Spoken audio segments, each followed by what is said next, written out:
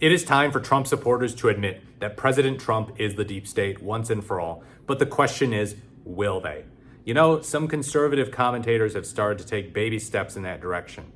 But who knows how long it will last? Who knows how far they'll go? But yeah, they were pointing out we were kind of promised this by Trump and his team.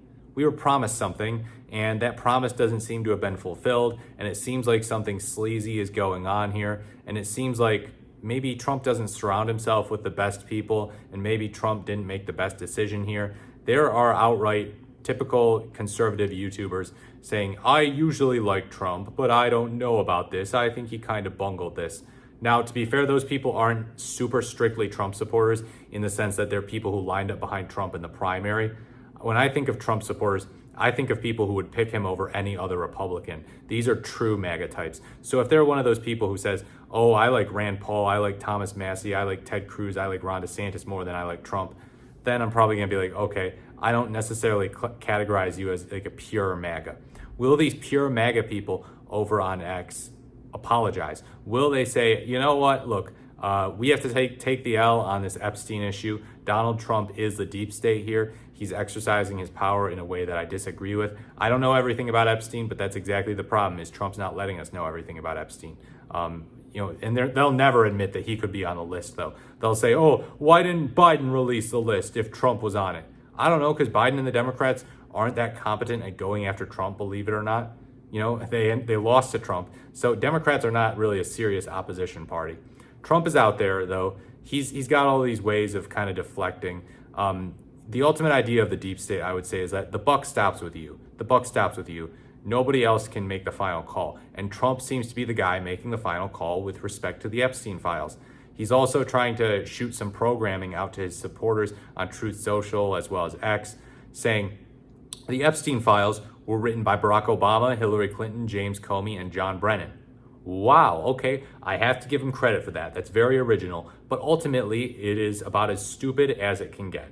I saw so many conservative commentators on YouTube reading that post that he wrote on Truth Social, and they were just like, oh my gosh, do I have to defend this? I can't defend this. So he's making their job very tough. He's making it very difficult for right-wingers who are generally sympathetic to Trump to continue defending him, at least on this issue. I'm very concerned, though, that they're gonna bounce right back to simping for him. But will the MAGA hat wearing types, will they go, I don't know about this? Unfortunately, what we've seen on X is that they're not doing that.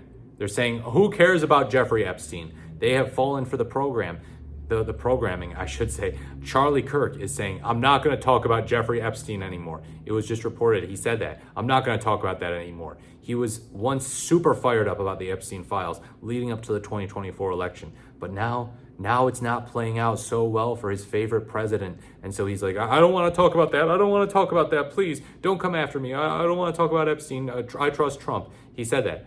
He's like ultimately just going to defer to Trump because I think he knows, you know, he's audience captured and a grifter to an extent, which is kind of the same thing as audience captured. Although I would say there are some minor differences. But yeah, he's got to keep his brand.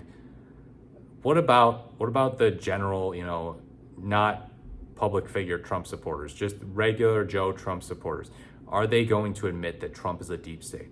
Unfortunately, I don't think they are. I think they have to continue posturing against the deep state, and they have to pretend that, oh, you know, Trump is our guy to oppose the deep state. He's our weapon against the deep state. Remember, they're not after Trump, they're after them, and Trump's just standing in between them and the deep state. That's one of those things that I saw on like a coffee mug or a shirt one time about, you know, Trump standing up for regular people supposedly, even though he's not. But when I think of the deep state, I think of someone who calls balls and strikes, calls the shots, all that, you know, at least within the form of the government. I'm not saying they call balls and strikes in terms of telling the truth, but what they say goes ultimately. And it looks like Trump is telling Pam Bondi and Dan Bongino what's got to go. And so what he's saying goes. So they have all these theories about, oh, who's the deep state really? You know, Democrats, something, Obama's somehow still in control. And Trump's Truth Social post was something to that effect. You know, he's trying to remind them who the real deep state supposedly is. That is exactly what was going on there, as well as just pitiful deflection. But yeah, Barack Obama and Hillary Clinton are not in power anymore, President Trump. So you're wrong about that. They're not in power. They're just going around the country, you know, giving speeches at fundraisers and stuff, and Obama's telling Democrats to toughen up apparently. But they don't have power. You do. Also, there was talk about, was Elon Musk the real president? Turns out not necessarily. It did seem like he was the president or perhaps the vice president, but Trump booted him, and Trump is talking about deporting him now. He was asked, and he said, we'll look into that. We'll look into deporting Elon Musk. So Elon Musk is not the deep state ultimately. Elon Musk is a guy who screws with the weapon of the deep state because he's very rich and powerful. He's richer than Trump, but ultimately he doesn't have more power than Trump. He doesn't. Trump is the deep state. He's so entrenched in there. Nobody can trump him, pun intended. So can Trump supporters grapple with this concept? You know what? I think they can. I think they're smart enough to grapple with it. I think they just don't want to admit that Trump is the deep state. That nobody, and I mean nobody, can get those Epstein files out there as long as Donald Trump is saying, no, they might make me look bad. They might make me look like a kitty diddler. Don't do it. No, don't release the Epstein files. That's what he thinks. That's got to be his reasoning. But yeah, these Trumpers, they'll say, there's some bad decision making going on here, and I don't know if Trump is to blame for it. Probably not. I think that Pam Bondi really screwed up. They'll probably scapegoat her extra hard, and they already kind of are. Dan Bongino might have screwed up. Someone else screwed up along the way. It couldn't have been Trump. It must have been neocon nonsense or something like that. Neocon tomfoolery.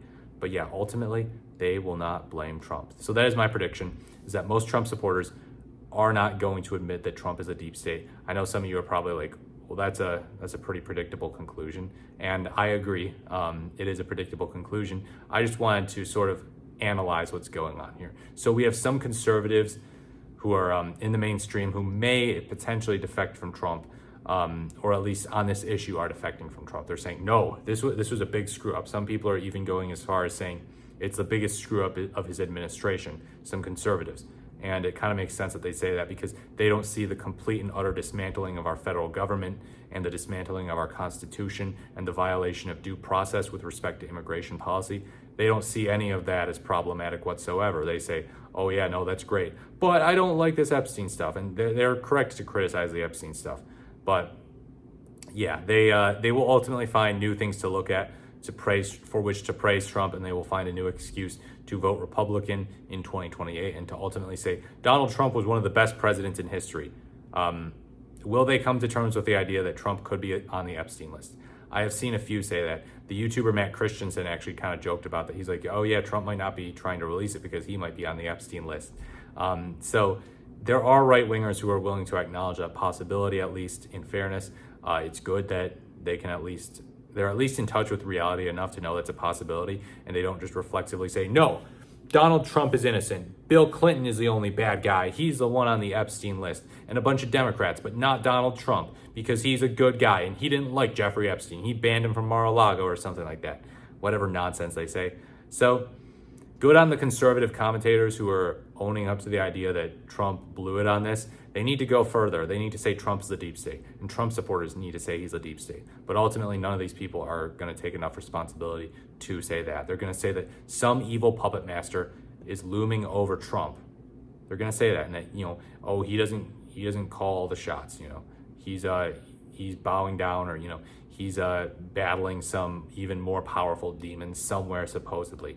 It's this ridiculous conspiratorial nonsense that just won't die. It's a zombie. It just keeps coming back. Oh, there's got to be something bigger and badder and worse. Something controlling everything. No. There's one thing controlling everything right now with respect to the Epstein situation, and it's Trump. Like it or not, that's the truth. And I just tell the truth here. Let me know what you think in the comments below. Like, comment, or subscribe to the channel. Thank you so much for watching. This is the Morris the Merrier, and I look forward to speaking to you in my next video.